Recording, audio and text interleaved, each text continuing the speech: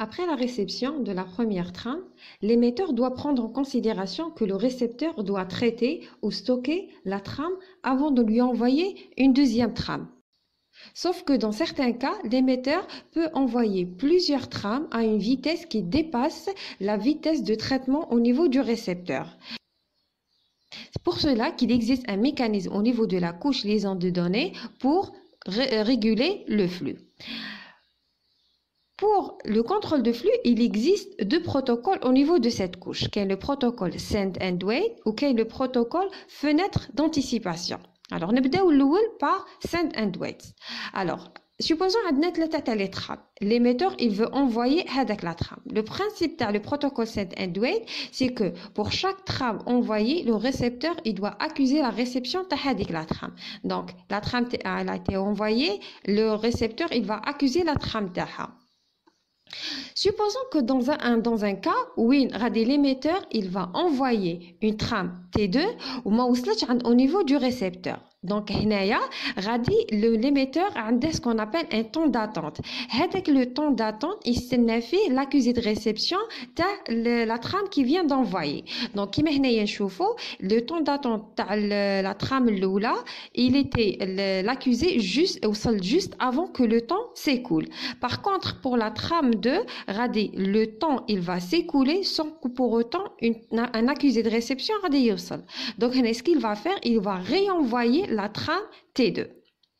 Donc, au niveau du récepteur, donc il va accuser la réception. Alors maintenant, prenons le cas où la trame elle a été bel et bien envoyée et reçue par le deuxième nœud, sauf que l'accusé de réception ma وصلش. Donc, toujours c'est le temps d'attente de l'envoi. Donc هنا كي ما يوصلش ان accusé de réception هو ما يعرفش اسكو وصلت ولا ما وصلتش هاد لو نو. دونك شنو غادي يدير غادي يعاود ريونفويي لا ترام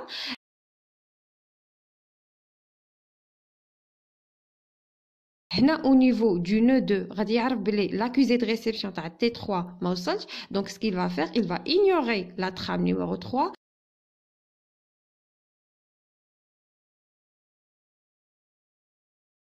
et il va réenvoyer l'accusé de réception de la trame T3.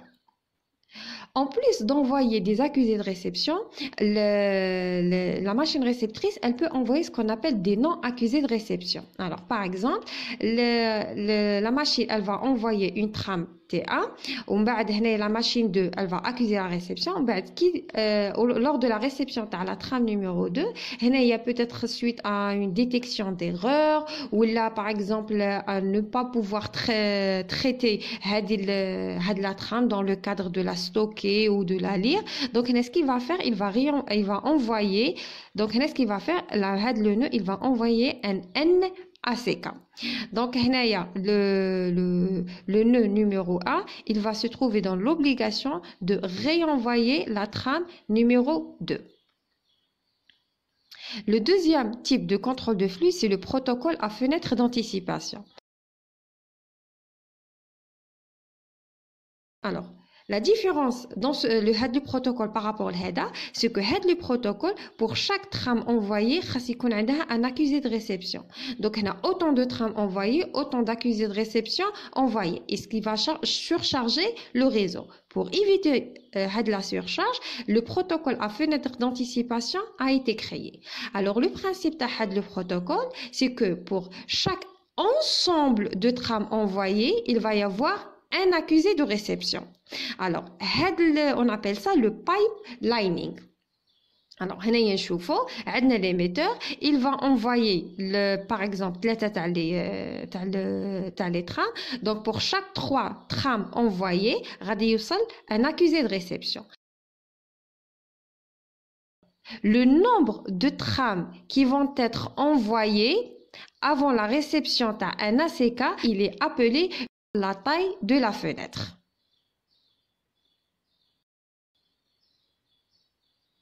Et l'acquittement qui correspond aux trames de données envoyées, il est appelé le BG Piking.